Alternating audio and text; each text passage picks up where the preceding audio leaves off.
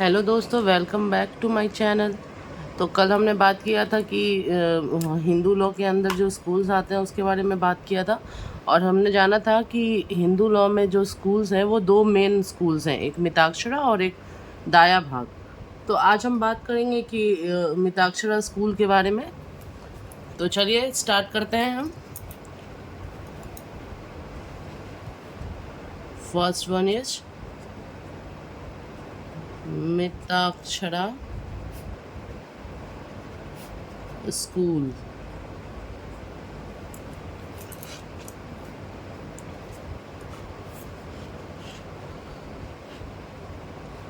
Now the first point of Mitakshara school is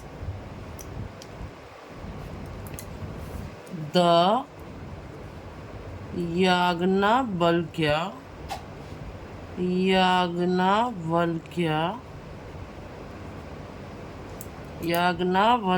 Smriti was commented on by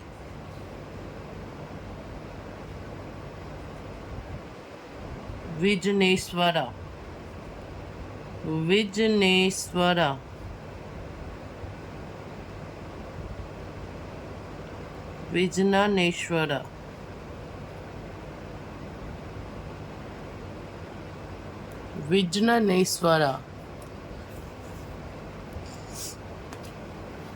under the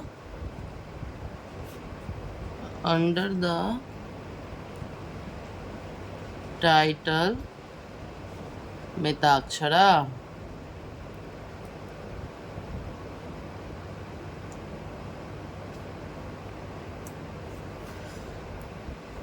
तो ये पहला point जो इसका है वो कहता है कि याज्ञवल्क्य स्मृति जो है वो कमेंट करता है विजनेश्वरा, जो कि मिताक्षरा का टाइटल है। विजनेश्वरा के अंदर मिताक्षरा का टाइटल के बारे में बात करता है। तो दूसरा पॉइंट जो है the followers of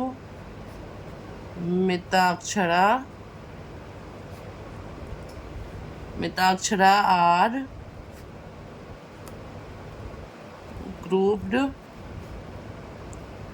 together under the Mitakshara school.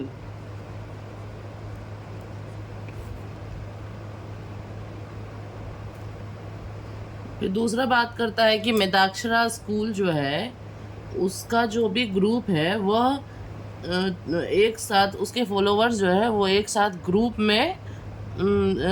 के अंदर आते हैं मिताक्षरा स्कूल के। तीसरा पॉइंट है the Mitakshara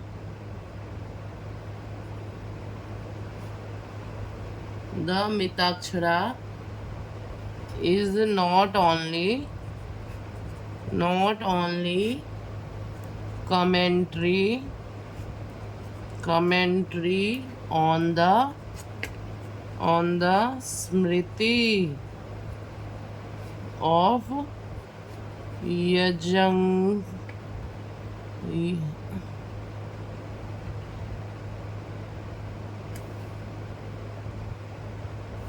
Yajnavalkya, but it is also a digest of practically all the leading smritis of Hindu law। तो कहता है कि मिताक्षरा जो है वह एक कमेंट्री नहीं है स्मृति के यजन्यावालिका का, बट ये जो है वो डाइजेस्ट ऑफ प्रैक्टिकली जितने भी लीडिंग स्मृतिज़ हैं हिंदू लॉ के, उसके डाइजेस्ट ऑफ प्रैक्टिकली भी है। सिर्फ ये कमेंट्री नहीं है, वो डाइजेस्ट भी है। कमेंट्री तो सिर्फ यजन्यावालिका का है, बट वो डाइजेस्ट जो है वो प्रैक्टिकली ऑल लीडिंग स्मृतिज़ का है। चौथा पॉइंट जो है वो है the provision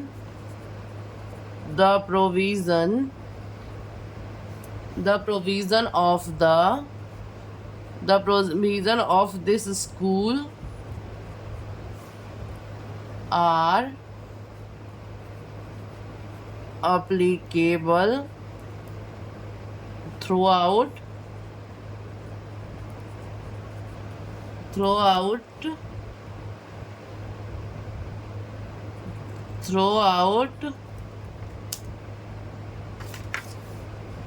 India except in the state of Bengal and Assam।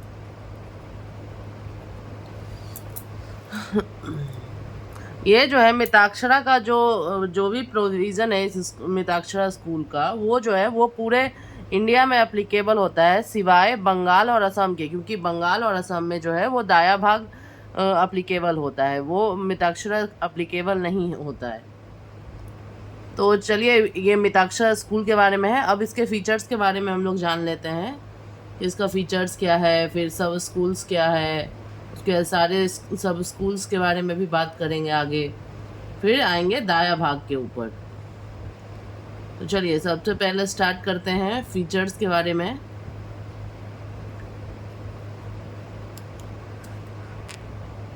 तो देन स्टार्ट करते हैं हम लोग फीचर्स के बारे में। Features of Mitakshara school. तो पहला फीचर्स क्या है इसका? Mitakshara school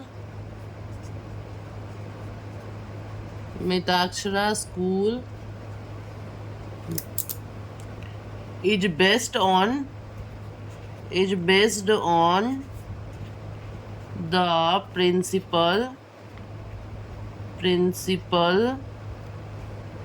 of the joint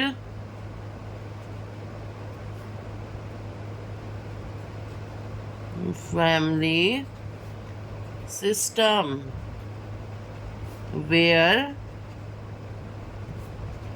ancestral property is passed on from generation to generation,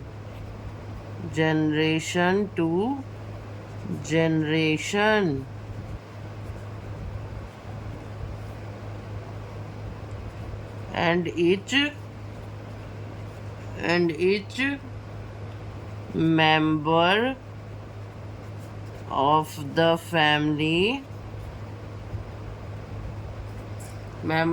family has a right to a share in the property।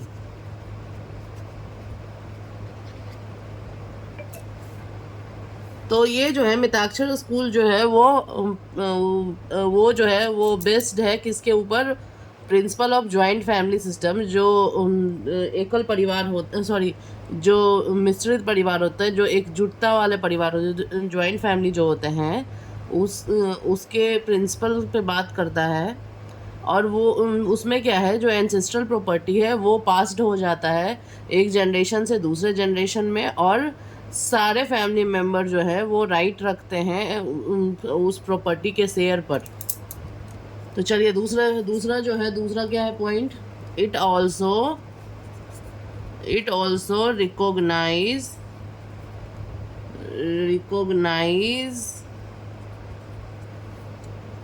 The concept of survivorship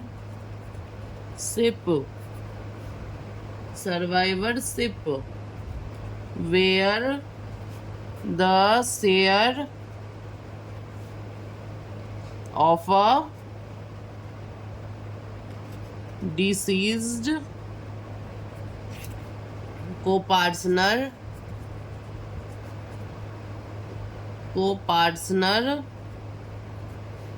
automatically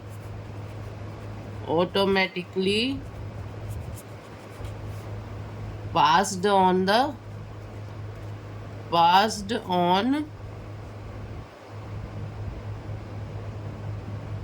to the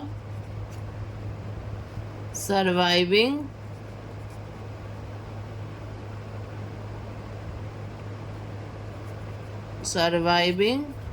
co-partner।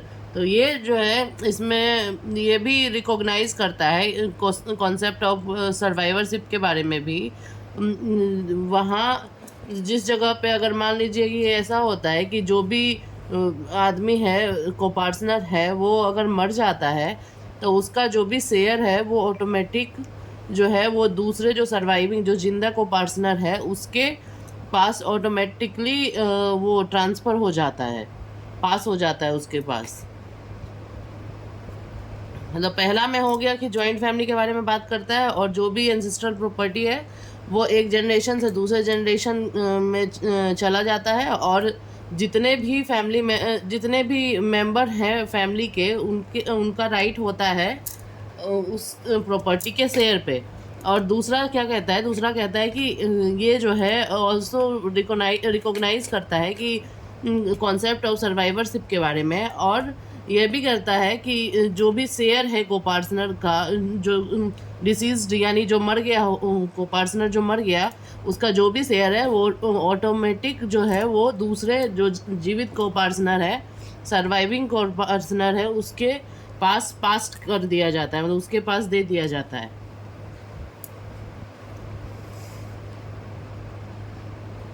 तीसरा जो है, तीसरा point है, one of the unique feature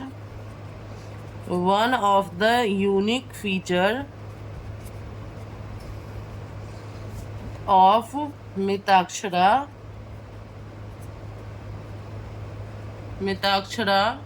school is that the co-partner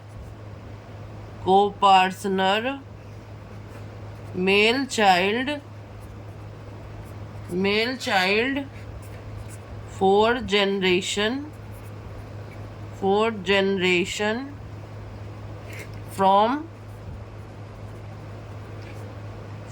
a common ancestral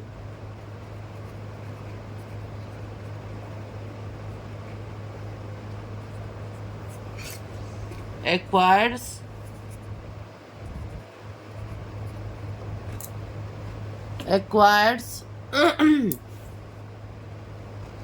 right in family property by mere birth। वो कहता है कि एक यूनिक फीचर है मिताक्षरा स्कूल में कि जो को पार्टनर है वो मेल चाइल्ड होगा, और वो जो है वो 4 जनरेशन जो है एक कॉमन एंसेस्ट्रल का है, मतलब एक जो हमारे पूर्वज हैं, मान लीजिए कि हमारे परदादा जी हैं, एक हमारे कोई पूर्वज हैं, उनके बाद जो है वो 4 generation, first second, third and fourth, मतलब 4 जनरेशन। तो ये एंसेस्ट्रल, ये हमारे एंसेस्टर हो गए। फिर इनके 4 जनरेशन। फिर अगर ये मर जाते हैं तो फिर हमारे एंसेस्टर कौन होंगे? ये ऑटोमेटिक ये इनका जो राइट है इनके पास ट्रांसफ़र हो जाएगा। फिर अगर ये भी मर गए तो इनके पास ट्रांसफ़र हो जाएगा। फिर ये और नीचे जो है वो जुड़ते जाएगा दूसरा, मतलब ऊपर जैसे ही मरेगा नीचे दूसरा जुड़ जाएगा। तो वो जो है वो पीढ़ी दर पीढ़ी वो चलते आता है। और जो भी फैमिली प्रॉपर्टी में राइट होगा वो उनके जीवित होने से लेके उनके मरने तक वो राइट उनके पास रहता है, कोई भी हो एंसेस्ट्रल प्रॉपर्टी का जो भी मेंबर होता है। फिर चलिए चौथा जो है पॉइंट उसमें बात करते हैं। अ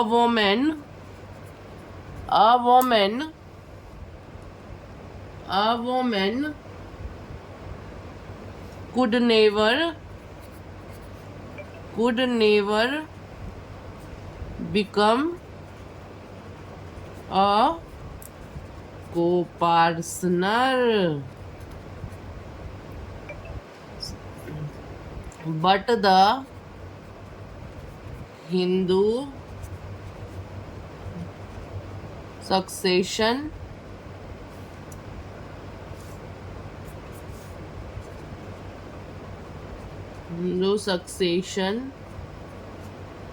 amendment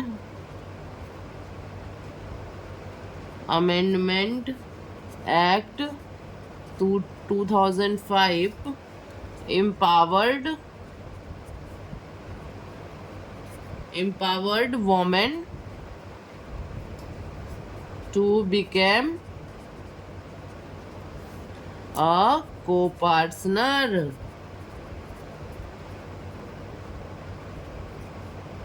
Like a male in ancestral property.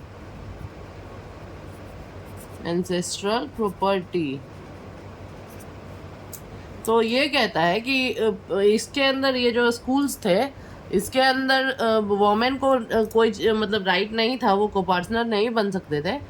But जो है हिंदू सक्सेशन एक्ट जो अभी जो यूज़ हो रहा है पूरे इंडिया में, हिंदू सक्सेशन एक्ट, उसमें जो है उसमें कहा गया है, वो अमेंडमेंट हुआ था उसमें 2005 में ये अमेंडमेंट आया था।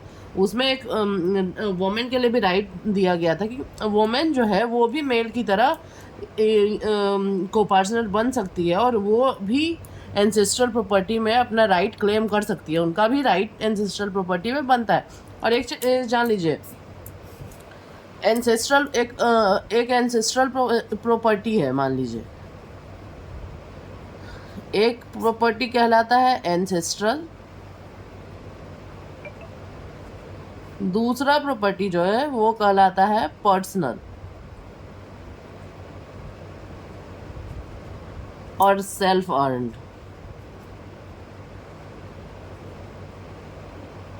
एंसेस्ट्रल प्रॉपर्टी जो कि हमें हमारे पूर्वज से प्रॉपर्टी गिविंग नहीं, प्रॉपर्टी ऑफ एंसेस्टर और सेल्फ अर्न जो है वह सेल्फ। तो दोनों में अंतर तो समझ में आ ही गया होगा। एक प्रॉपर्टी एंसेस्ट्रल प्रॉपर्टी जो है वो हमारे जो भी पूर्वज हैं उनकी प्रॉपर्टी जो रहती है वो हमारे वो जो है वो एंसेस्ट्रल प्रॉपर्टी हो जाती है। और दूसरा जो है पर्सनल और सेल्फ अर्न प्रॉपर्टी, उस प्रॉपर्टी में ऐसा है कि वो प्रॉपर्टी या तो मतलब वो प्रॉपर्टी जो खुद से आप कमा के ख़रीदे हैं, अपने पैसे से ख़रीदे हैं, वो आपका पर्सनल प्रॉपर्टी है और सेल्फ अर्न प्रॉपर्टी है। तो आगे का टॉपिक जो है वो क्या है, वो है जितने भी मिताक्षरा स्कूल हैं उसके अंदर सब स्कूल्स भी आते हैं। मिताक्षरा स्कूल के अंदर सब स्कूल्स भी आते हैं। तो सब schools under the Mitakshara school, Mitakshara school तो बात करता है कि there are 4 There are 4 schools under the Mitakshara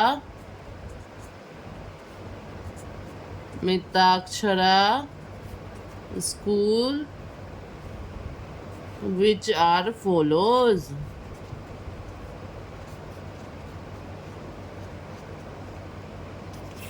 तो पहला जो स्कूल है वो है मद्रास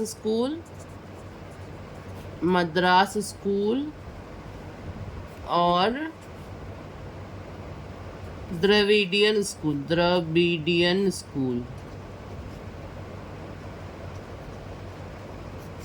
ऑफ थॉट्स।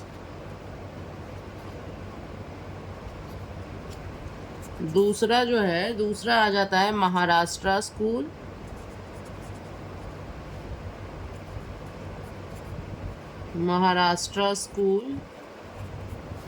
और Bombay school of thoughts.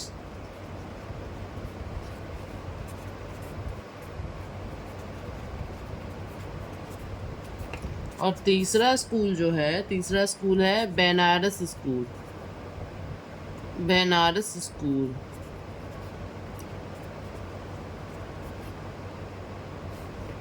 Of thought. चौथा स्कूल जो है वो है मिथिला स्कूल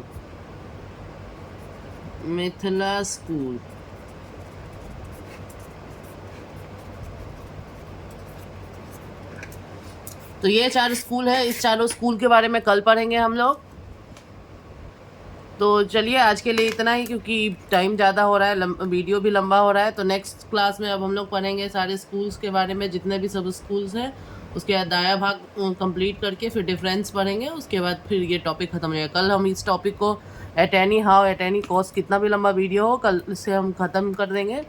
तो आज आशा करती हूँ कि आज का सारा टॉपिक आप लोगों को क्लियर हो गया होगा। Okay, thank you so much. आप लोग मुझे सपोर्ट कीजिए, please like share and subscribe my channel. Okay, thank you so much.